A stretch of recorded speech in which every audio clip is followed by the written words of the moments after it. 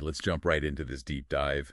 We're in 1 Samuel chapter 5, and we're picking up right after, just a total military collapse for Israel. Their most sacred object, the Ark of God, is gone, captured. It's their worst case scenario. And our mission today is to really look at the massive irony here. What happens when the winner takes the loser's god home as a prize? And this is coming right off the back of that Ichabod moment, right? Exactly. No glory. The idea that glory has departed from Israel, they feel completely and utterly abandoned. Defeated, powerless. But what's so fascinating, and the narrative just pivots so fast, is that the glory didn't vanish. The power simply moved. It paradoxically went straight into Philistine territory, to Ashdod, and started, well, working. All on its own. So the trophy becomes the agent. That's a great way to put it. Okay, so the Philistines take the Ark from the battlefield. Why Ashdod? Geography, mostly. It was the smart move. The path to Ashdod was a smooth coastal plain, much easier than the rough terrain towards another city like Ekron. It was the closest, most strategic choice. And once it's there, they put it in the temple of their god, Dagon.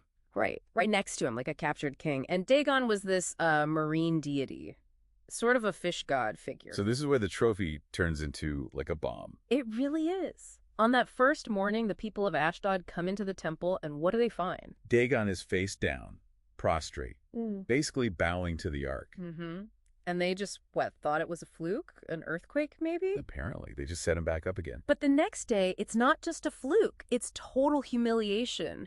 Dagon is on the ground again, but this time he's in pieces. He's in pieces. The head and, critically, his two hands, or wrists, are severed. They're lying right on the threshold of the temple. The hand, that's so symbolic. It's like the story's screaming that Dagon can't think, and he certainly can't act. Precisely. And this wasn't just a detail for the story. It actually created a tradition where Dagon's priests would never step on that threshold again. It was a permanent reminder of his defeat. So while Dagon is literally rendered handless, the text makes this incredible contrast. It says, the hand of the Lord was now intensely active. It was striking Ashdod with this severe plague, a plague of tumors. Okay, so they finally get the message. This isn't a trophy, this is an attack. They get it loud and clear. The people say, the hand of the God of Israel is against us, the bomb is ticking, and they need to get it out. And this kicks off the hot potato strategy. It does. They can't just give it back. Because of pride, they won the war. So they just pass the problem along. They send the Ark to the next city, Gath. And for Gath, it just gets worse. So much worse. The hand of the Lord strikes them with, the text says, an even greater affliction. It hits everyone, young and old. The power is just amplifying with each stop.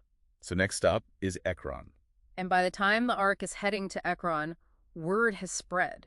They are not waiting to see what happens. The moment it arrives, the whole city just erupts in terror. They literally scream when it shows up at their gates. State of panic. Complete panic. It gets so bad, the Philistine leaders finally hold a meeting and agree. They have to send it back. The alternative is total annihilation.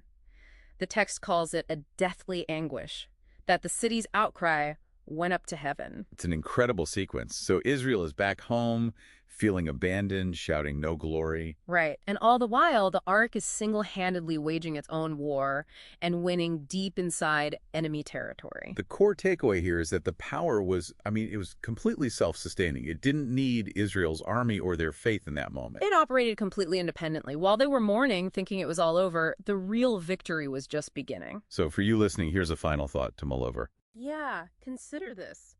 When might a situation in your life that feels exactly like a defeat, a moment where you feel abandoned and completely powerless, when might that actually be the setup for a totally different kind of action? A victory that doesn't rely on your strengths at all.